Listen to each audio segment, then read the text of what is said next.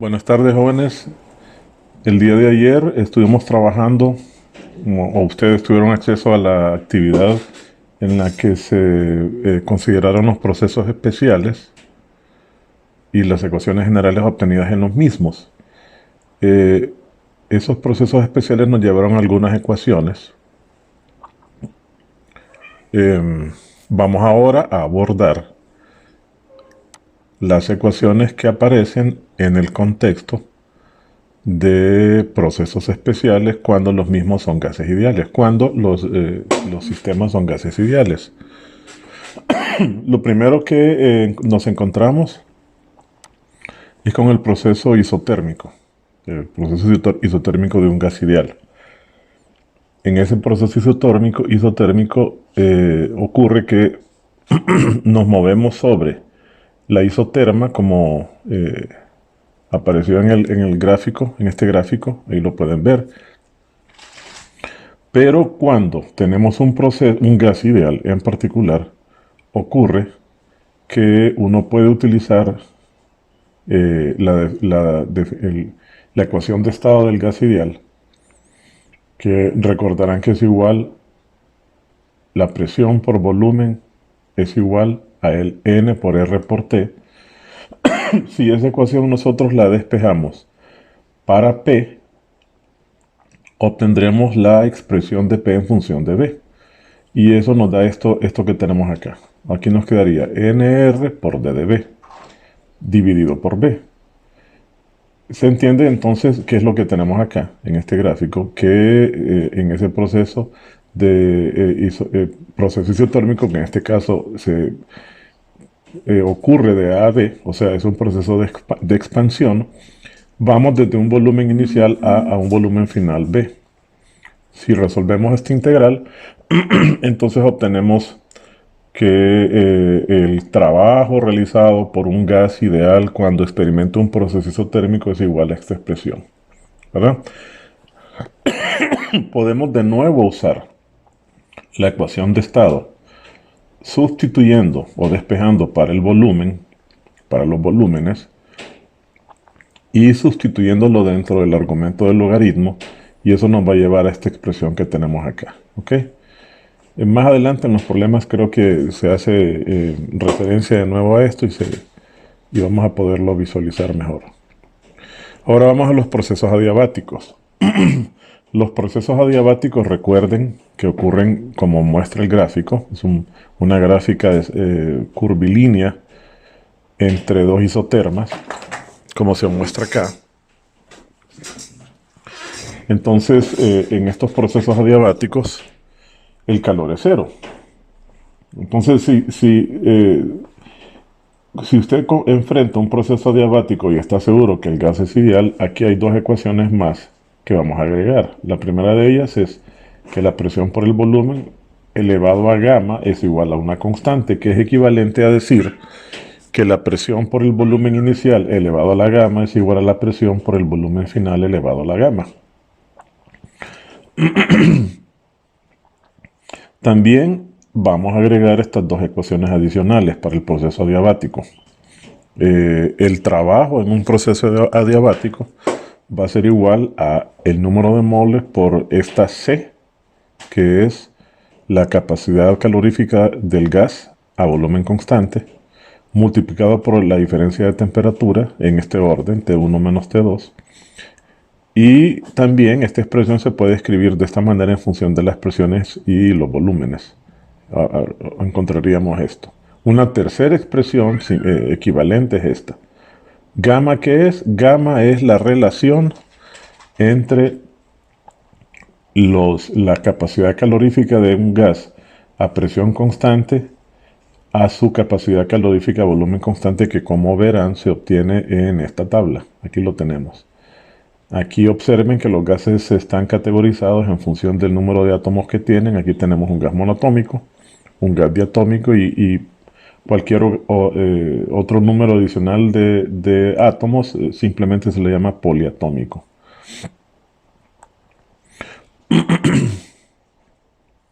Bien, entonces este es el gamma. Es el gamma que vamos a utilizar en las ecuaciones que acabamos de considerar. Ahora vamos a hacer estos dos ejercicios, son varios ejercicios donde vamos a usar gases, mayormente gases, vamos a usar gases ideales. Primero tenemos este, hay 2 moles de un gas ideal que se calientan a presión constante desde una temperatura de 27 Celsius hasta una temperatura de 107 y nos piden hacer el dibujo de la gráfica PV y calcular el trabajo efectuado por el gas. Vamos a ver directamente la solución. La solución aparece acá. Este es el primer problema, este es el gráfico. Observen que el gas experimenta, es un proceso isobárico, es ideal, y experimenta un cambio de temperatura desde una temperatura menor de 27 hasta una temperatura mayor de 380, de 107. Y entonces este claramente es el gráfico que determina ese proceso. Aplicamos para este proceso, aplicaríamos el cálculo del trabajo de esta forma. Pero ocurre que no tenemos los volúmenes, lo que tenemos son las temperaturas. Entonces, sencillamente lo que vamos a hacer es que vamos a utilizar la condición de gas ideal que tenemos en este problema y de nuevo usando la ecuación de estado del gas ideal vamos a poder escribir a las presiones por los volúmenes en términos de las temperaturas de esta forma. Lo sustituimos y llegamos a esta ecuación. La vamos a llamar ecuación 1. Esta ecuación sería una ecuación válida para un proceso isobárico si el gas es ideal. Y entonces, de esa manera, lo sustituimos y vamos a hacer el cálculo, ¿verdad? Eso les queda de ejercicio a ustedes ahorita. Sustituyan estos valores con estas presiones y díganme cuánto les da W.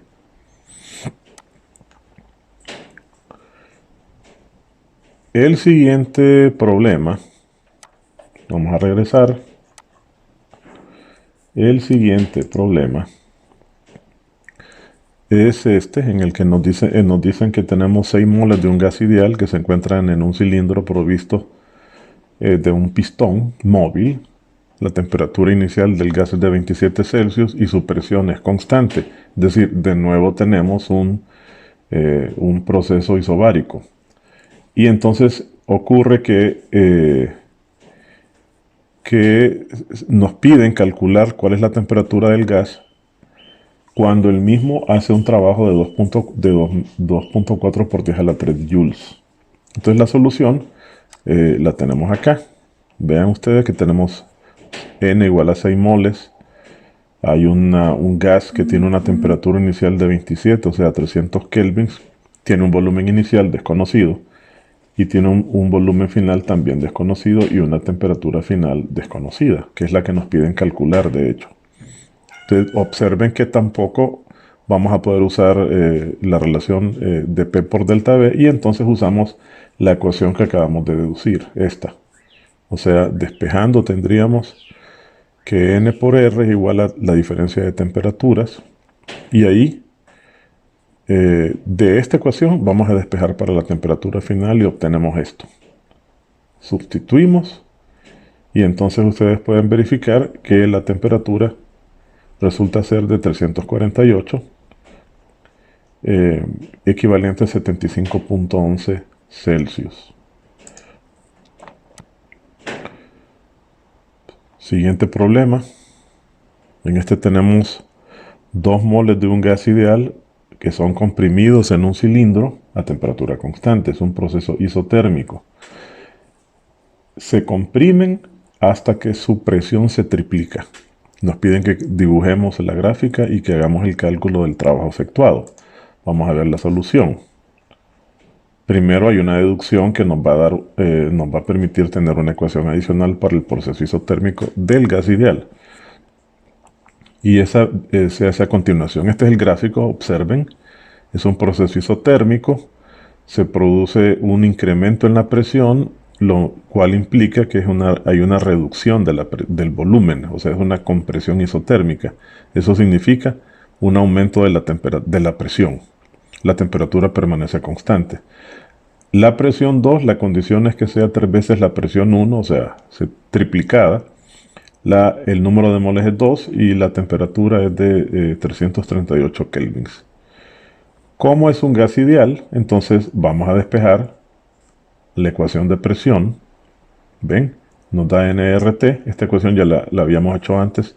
Aquí está explicado con más detalle cuál es el proceso. Sustituimos esta ecuación en la definición para calcular el trabajo y obtenemos esto, que era lo que habíamos conseguido antes. Le vamos a llamar a esta ecuación 2. Nos va a permitir calcular el trabajo hecho por un gas ideal cuando es sometido a un proceso isotérmico. Ahora, puede escribirse esta ecuación también en términos de las presiones. Simplemente usamos esta misma ecuación del gas ideal, esta, pero ahora despejada para el volumen y obtendríamos esto. Aquí tendríamos a los volúmenes en términos de las presiones, los sustituimos en los volúmenes dentro del argumento de la función logaritmo y entonces llegamos a esta relación, le vamos a llamar ecuación 3. Si la aplicamos al caso que tenemos, entonces llegaríamos a este término, a este resultado. Noten que es negativo, es obvio, porque se produce una reducción en el volumen del gas. ¿Ok? Siguiente problema. Nos dicen que durante el tiempo en el que un gas ideal, 305 moles, 0.305 moles de un gas ideal experimentan una compresión isotérmica a 22 Celsius, su entorno efectúa 468 joules de trabajo sobre él.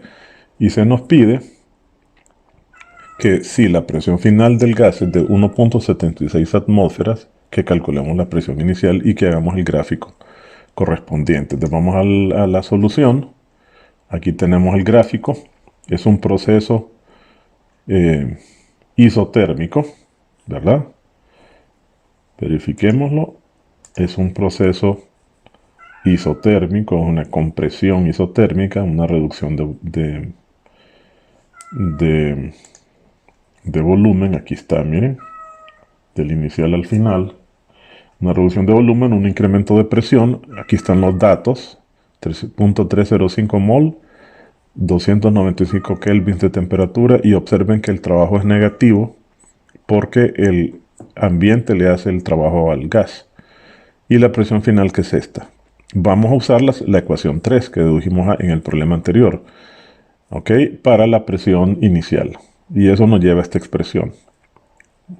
Aquí aplicamos la función inversa del logaritmo y entonces si sustituimos llegamos que la presión inicial debería ser menor, como es de esperar, ¿verdad? Menor presión de 0.9415 atmósferas. ¿Ok?